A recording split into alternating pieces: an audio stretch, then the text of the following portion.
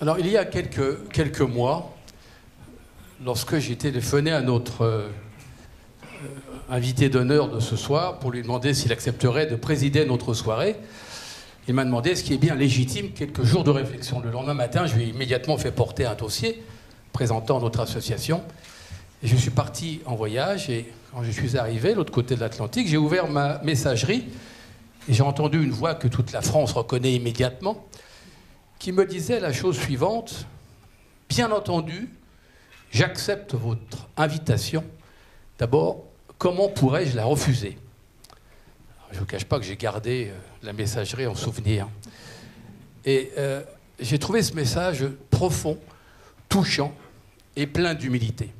Merci, monsieur Jean d'Ormesson de l'Académie française de bien vouloir présider notre soirée.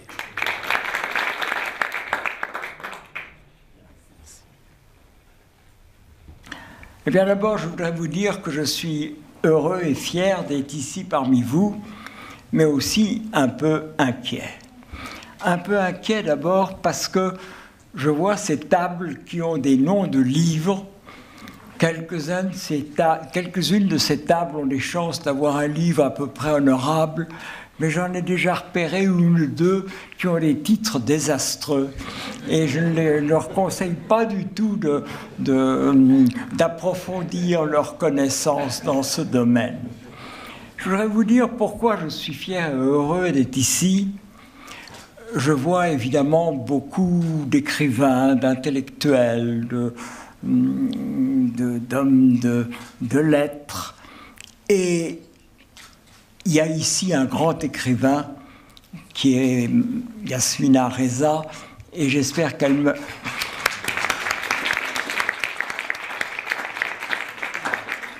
Et j'espère qu'elle me pardonnera si je lui dis que ce qui m'a frappé toujours chez les écrivains, c'est qu'ils sont évidemment très narcissiques. Et ce que j'admire chez les médecins, c'est que ce sont des hommes dont on peut dire qu'ils ont mal aux autres. Alors que Bonaparte avait très bien vu ce qu'étaient les écrivains en disant « les gens de lettres, pardon Yasmina, les gens de lettres qui ont réussi se croient le centre du monde ». Eh bien, les médecins, c'est des gens que j'ai toujours admirés parce qu'ils s'occupent des autres. Et je vois comme la vie de ces médecins est difficile. Quand nous avons une soirée trop longue ou que nous avons des ennuis dans notre vie personnelle ou que nous avons simplement mal à la tête, ce n'est pas très grave. Mais pour un médecin, pour un chirurgien, c'est dramatique. Et c'est donc des gens pour qui j'ai beaucoup d'admiration. J'ai beaucoup d'admiration pour les banquiers, pour les avocats, mais beaucoup plus pour les médecins.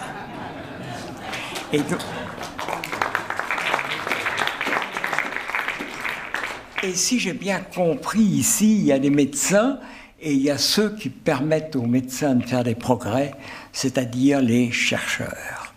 Et c'est évidemment à eux que je voudrais dire quelques mots. Quelques mots que je n'ai absolument pas le droit de leur dire, car ce qui est remarquable, c'est que vous savez tout et que je ne sais à peu près rien. Et ne rien savoir est un immense avantage, mais il ne faut pas en abuser. Je crois, contrairement à ce qui a été dit tout à l'heure, je suis persuadé que vous vaincrez le cancer. Je suis persuadé que ce siècle qui a vu se développer cette maladie effrayante, je suis sûr que vous la vaincrez. Ce qu'il y aura, c'est qu'il y aura d'autres maladies, et on les voit déjà venir de loin avec Alzheimer ou avec Parkinson. On voit bien quelles sont les maladies qui nous menacent. Mais c'est vrai que aujourd'hui, et depuis quelques années, je suis frappé, il ne se passe pas de semaine que nous n'apprenions que l'un de nos proches, un ami, un maître, est frappé par ce mal terrible. Il y a un problème qui m'a toujours beaucoup intéressé, et je suis sûr que des réponses ont été données, mais je ne les connais pas suffisamment, c'est l'histoire des maladies.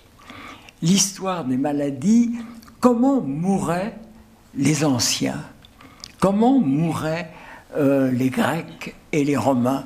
J'imagine qu'il y avait déjà des cancers, qu'il y avait déjà des AVC, qu'il y avait déjà des maladies comme aujourd'hui, mais évidemment, on ne les connaissait pas. Ce qui est intéressant, c'est qu'on voit arriver des maladies qui ont marqué leur temps. On voit bien que la grande maladie du Moyen-Âge, c'est la lèpre. Vous connaissez tous le dialogue entre Saint-Louis et Joinville, où Saint-Louis demande à Joinville « Est-ce que vous aimeriez mieux ou est-ce que tu aimerais mieux avoir la lèpre ou faire un péché mortel ?» Et le malheureux Joinville dit « Oh, je crois que j'aimerais mieux faire un péché mortel. » Et le roi est horrifié de cette réponse. Et vous voyez bien que la Renaissance, la grande maladie de la fin du Moyen-Âge et de la Renaissance, c'est une maladie peut-être pire que le cancer, qui est la peste. Et vous avez notamment 6 ans ou 8 ans terrifiants entre 1346 et 1353, où en 8 ans meurent probablement plusieurs dizaines de millions de personnes, plusieurs dizaines de millions de personnes. Et cette peste effroyable, les villes perdent la moitié de leurs habitants, les 3/4 de leurs habitants. Vous avez un peu plus tard, vous avez la peste à Venise. Vous avez la grande peste de 1576, où Venise perd entre la moitié et les 2/3 de sa population, avec un mort illustre qui est Titien. Il est vrai qu'il avait déjà 85 ans, mais enfin, c'est tout de même la peste qu'il a emportée. Et on pourrait à chaque instant montrer comme la maladie commande l'histoire politique, littéraire et scientifique. La peste, toujours la peste, atteint Londres, si je ne me trompe pas, en 1600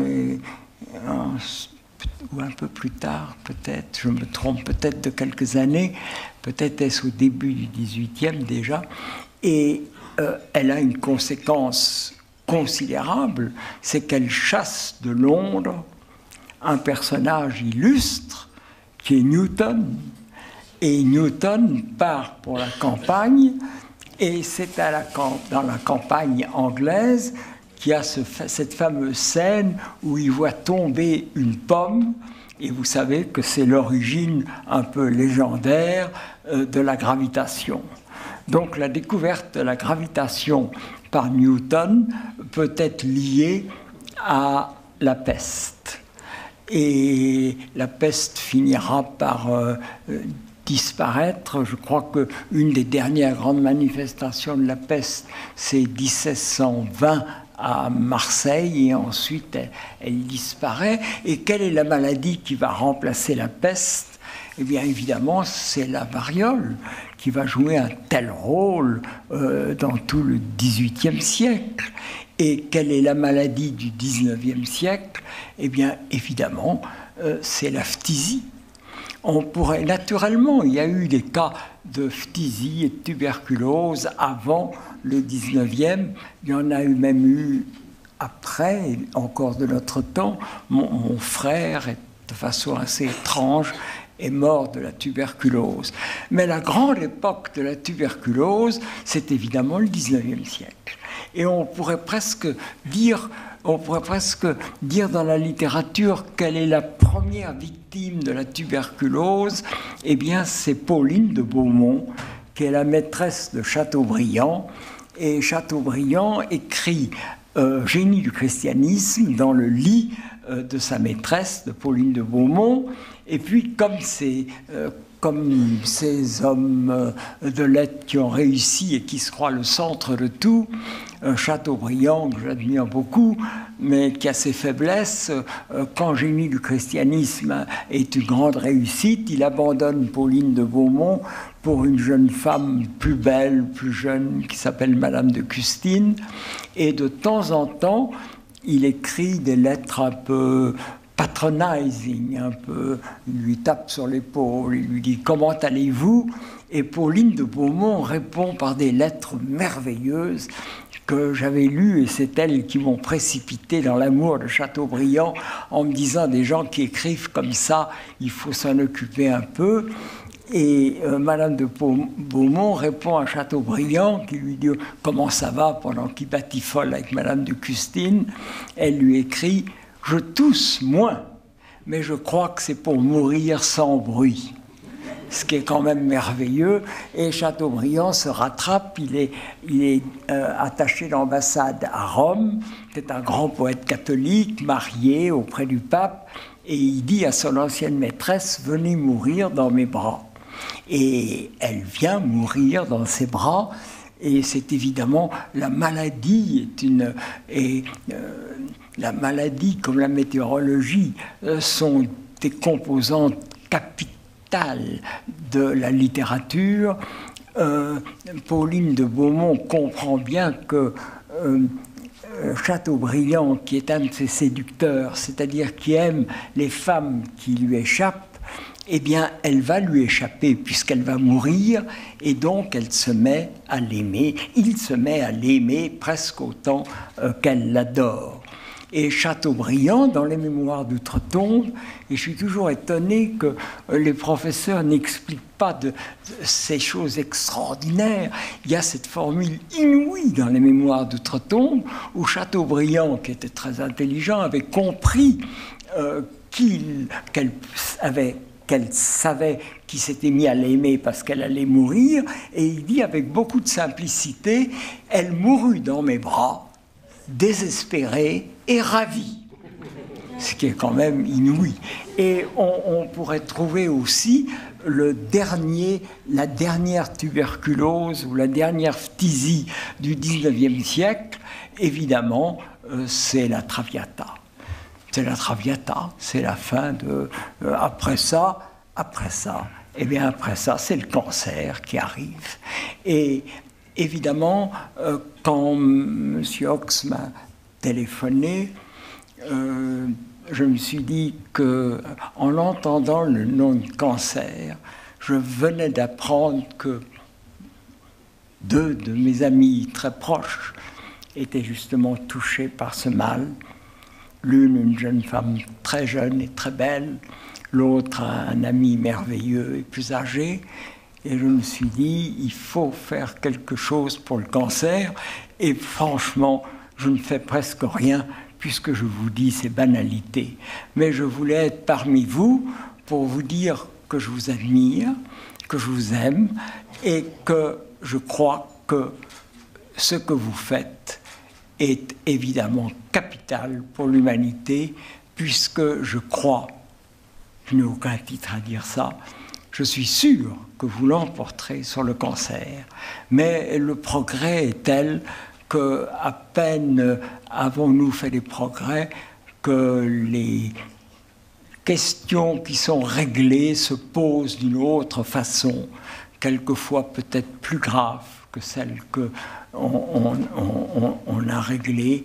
Et vous avez parlé, monsieur le professeur, de l'espérance qui est si importante, la formule si belle de Michel-Ange. Dieu a donné une sœur au souvenir et il l'a appelée l'espérance.